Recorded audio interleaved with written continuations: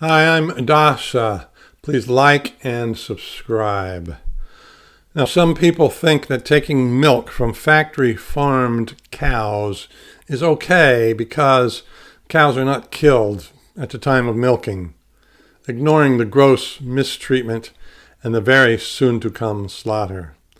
Others think that taking milk from cows that are well cared for and allowed to die of old age is okay, ignoring the ropes, chains, pens, fenced fields, and sexual manipulation. The true abolitionist vegan, no milk people think it is not right to either kill, imprison, or own any animal. Animals not suffering from Stockholm Syndrome value their freedom as much as humans do.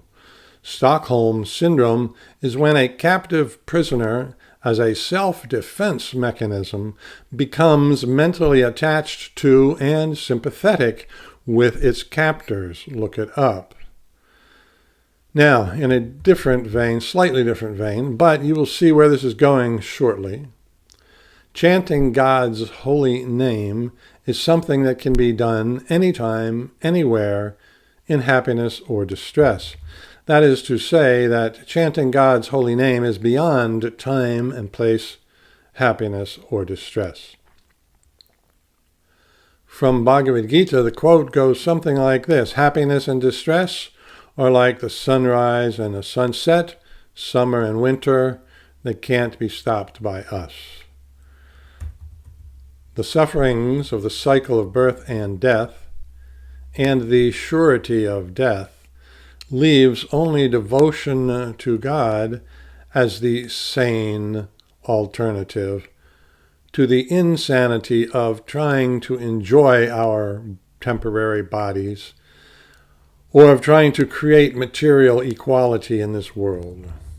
Devotion to God is generally agreed upon by all theistic persons.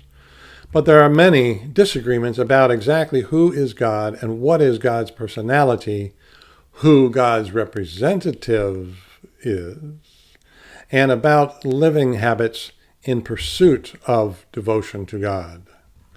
One thing that is generally agreed upon in spiritual circles, at least in the saintly section of spiritual persons, is the principle of ahimsa, doing no or the least harm to others.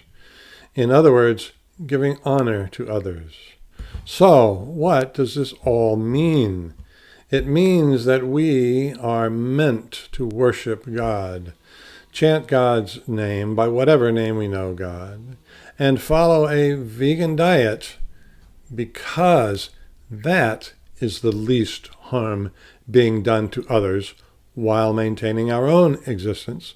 And if it is a healthy, whole food diet, the least harm to your own physical and mental body.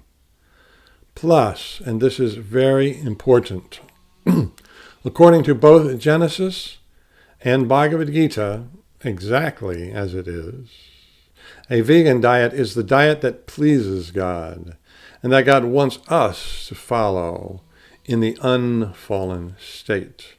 A leaf, a flower, fruit, and water.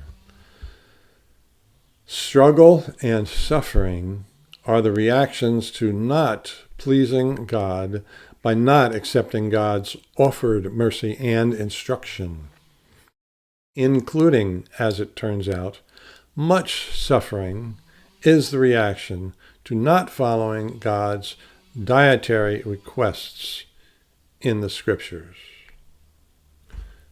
And now may God show you the absolute truth and the supreme beauty. Muchísimas gracias.